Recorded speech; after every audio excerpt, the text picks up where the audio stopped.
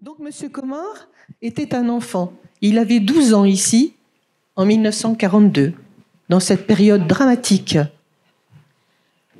où des enfants étaient persécutés avec leur famille. Et c'est vraiment un grand honneur pour nous et beaucoup d'émotion parce qu'il a fait le déplacement. Il va témoigner. M. Comor est aussi très ému. Il a revu les bâtiments. Il a revu... on a reparlé de cette histoire. Donc, l'émotion est ravivée. Mais je sais que vous tenez à transmettre cette histoire. Et au nom de l'association, nous vous remercions, Monsieur Dr Comor.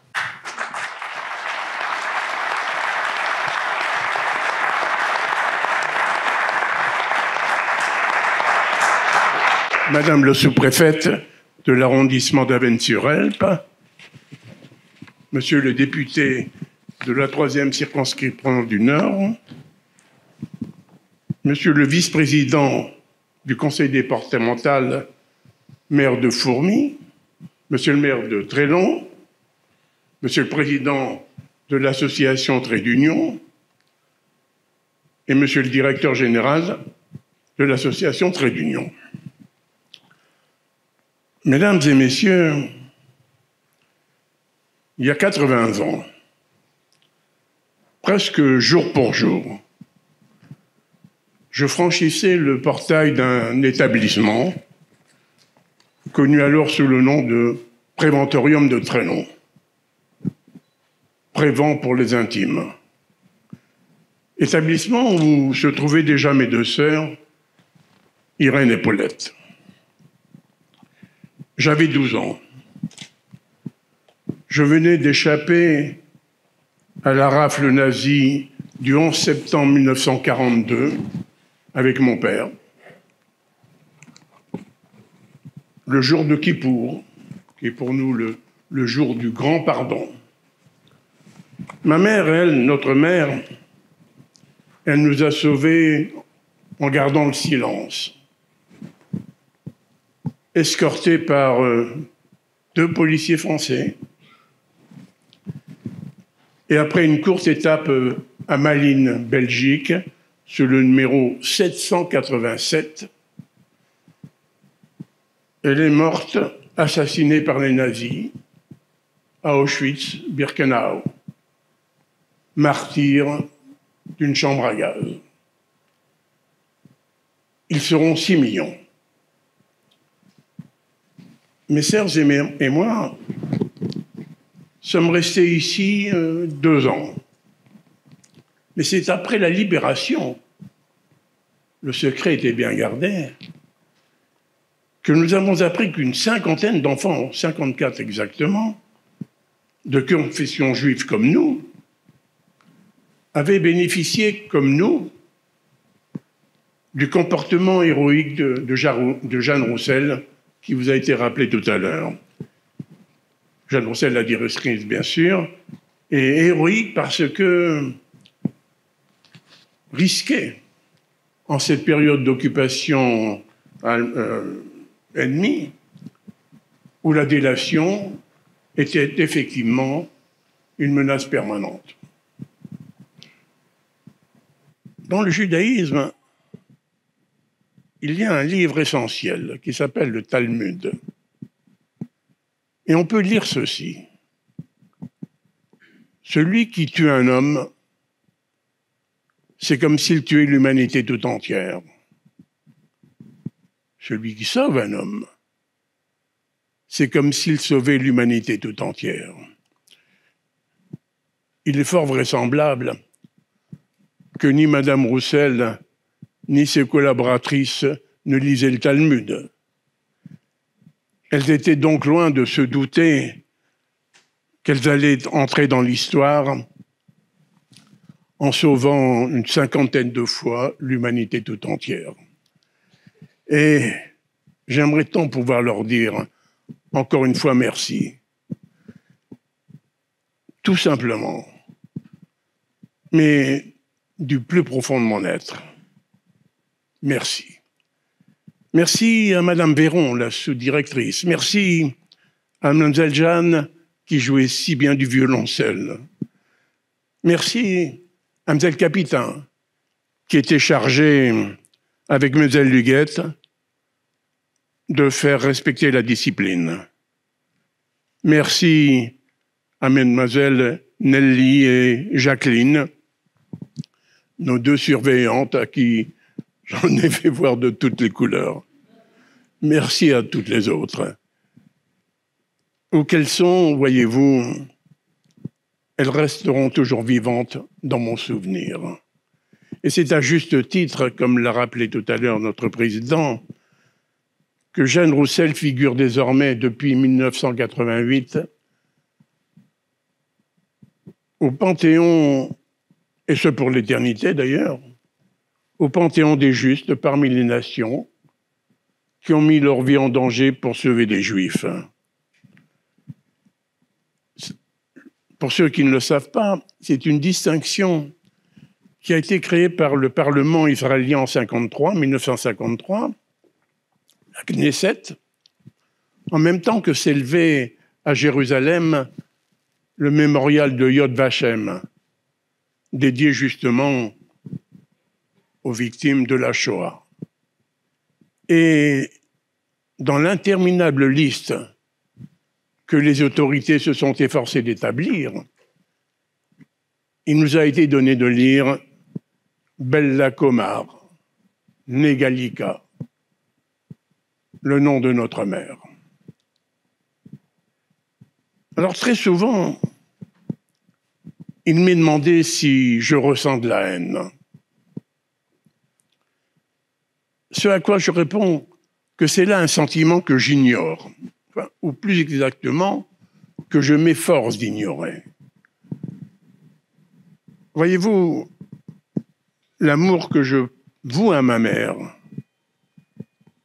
c'est au fil des ans de plus en plus sanctifié en moi. Il est devenu de cette nature, justement, qui m'interdit de le souiller par la vilainie de la haine. Près de 3/4 de siècle se sont écoulés depuis la dernière guerre mondiale. Je peux vous dire que le temps n'y a rien fait. Évoquer son martyre reste pour moi une souffrance que je ne suis jamais parvenu à effacer. Et tout se passe comme si mon inconscient avait besoin de cette souffrance pour entretenir et justifier ma colère contre tant de cruauté inhumaine infligée à des êtres humains par d'autres êtres humains sur ordre du Troisième Reich en vue de la solution finale. Mais entre nous, pouvons-nous encore parler d'êtres humains quand nous parlons de ces gens-là?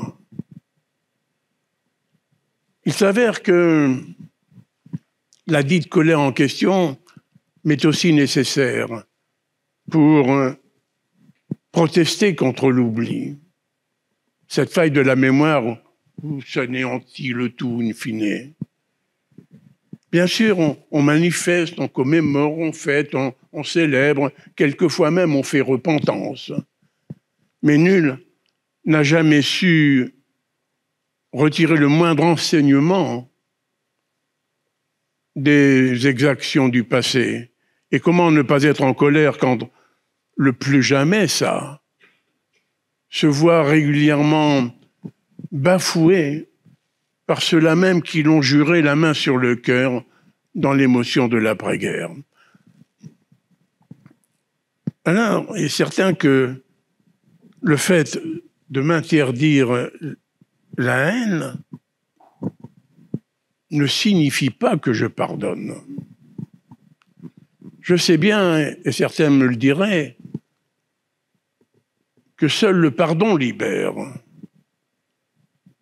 et ouvre sur la résilience chère à Boris Cyrulnik. Mais qui peut pardonner l'impardonnable? Tous ces crimes concernaient au nom d'une idéologie qui fonde son aveuglement de la fange du pire, c'est-à-dire dans le nazisme et ses métastases pourries.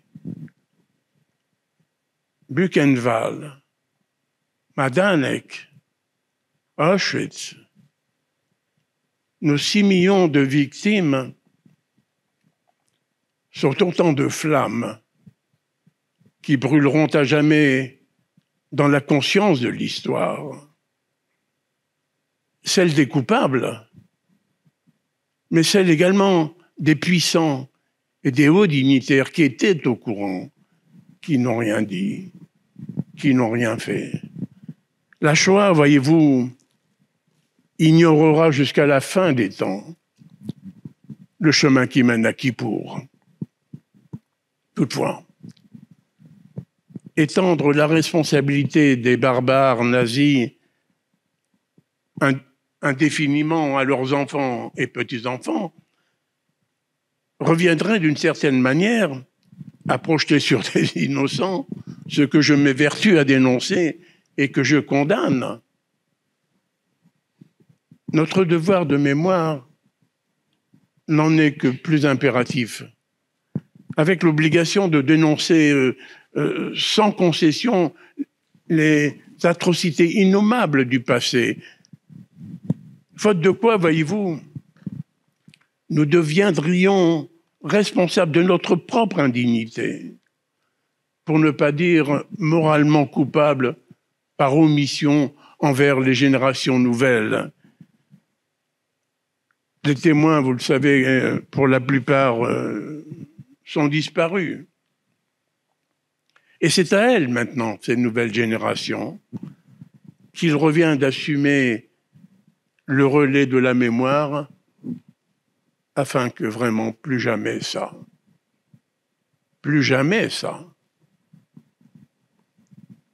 que pas un ne puisse dire qu'il ne savait pas,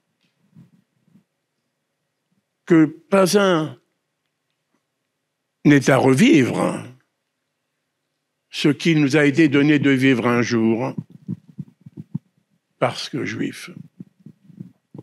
Alors, et alors seulement, le XXIe siècle aura peut-être la chance d'être ce grand siècle humaniste qui nous a été promis pour tous, dans la liberté, l'égalité, la fraternité. Acquise à cette cause aussi vieille que le monde des humains, notre République, notre chère République, qualifiée d'une et indivisible, n'est jamais plus républicaine, jamais plus démocratique et sociale, et je ne dirai pas bien entendu aux représentants de la politique ici, qui me diront l'inverse, n'est jamais plus démocratique que lorsqu'elle est laïque, au sens le plus généreux du terme, dans le respect inconditionnel des institutions dûment établies. Et un de ses mérites, et non pas le moindre, c'est de faire cohabiter sans qu'ils s'opposent l'universalisme et la diversité. Le premier, parce qu'il est porteur de valeurs et de principes qui nous sont existentiels. La seconde, plus exactement, parce qu'elle relève de cette constante de la nature qui nous singularise, tout en nous enrichissant mutuellement de nos différences.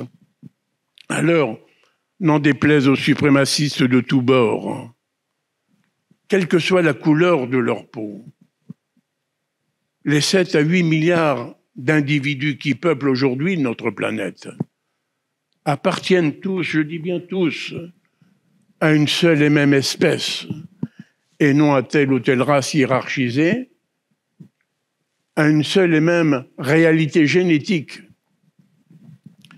et non à je ne sais quel chimère idéologique nauséabonde, génétiquement infondée.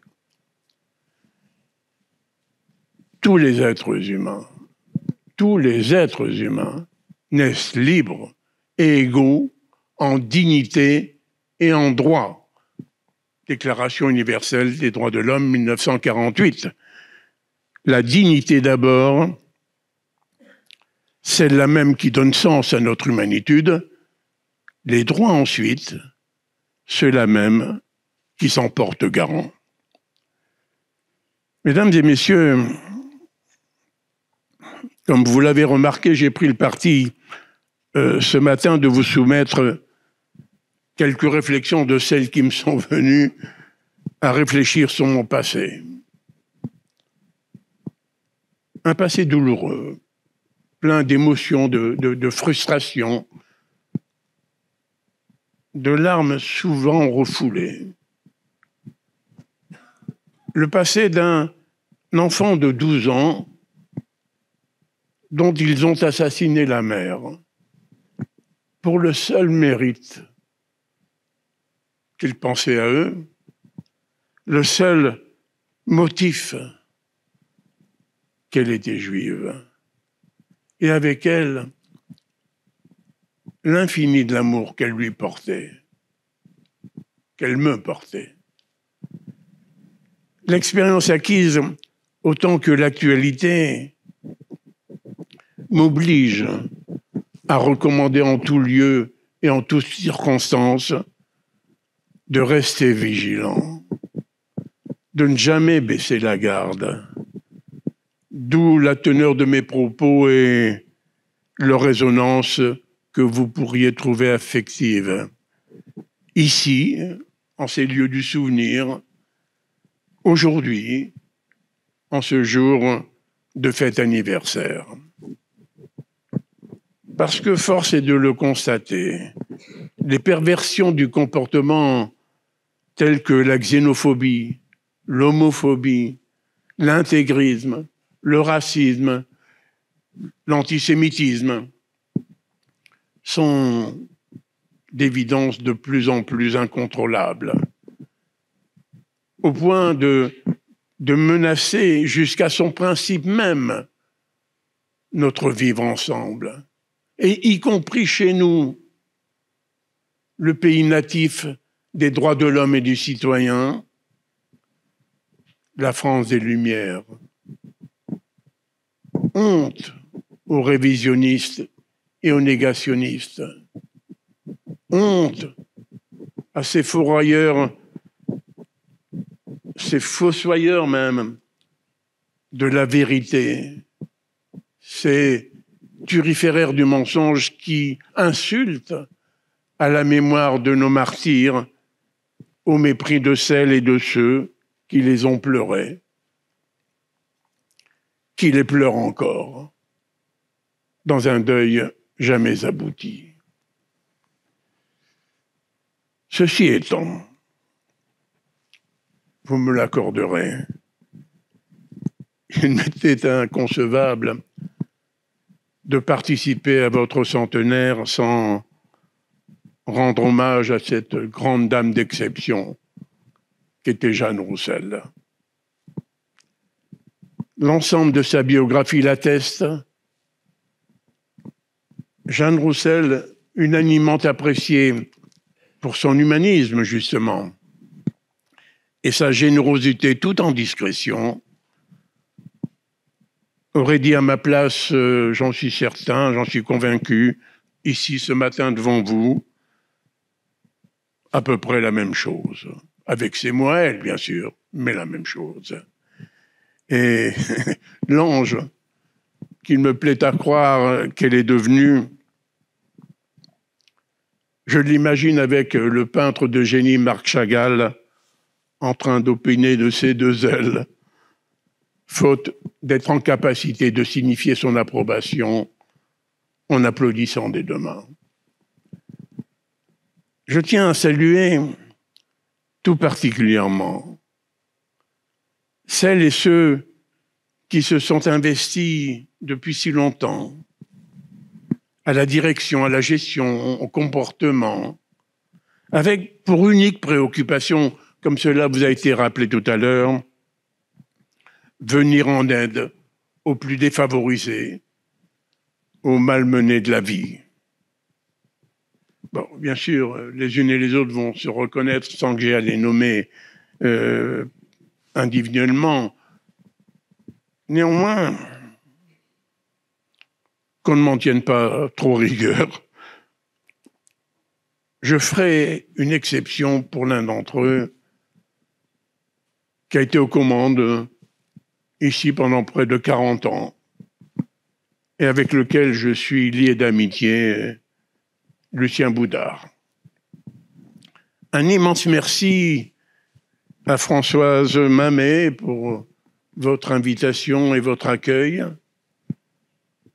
J'adresse à Monsieur le Président et à Monsieur le Directeur général de l'association mes vœux les plus sincères, les plus chaleureux pour la réussite dans la continuité et l'innovation de l'œuvre exemplaire dont s'honore depuis un siècle, sans la moindre césure, le Préventorium de Trélon, la Maison des enfants, trait d'union, avec un S sur le mot trait.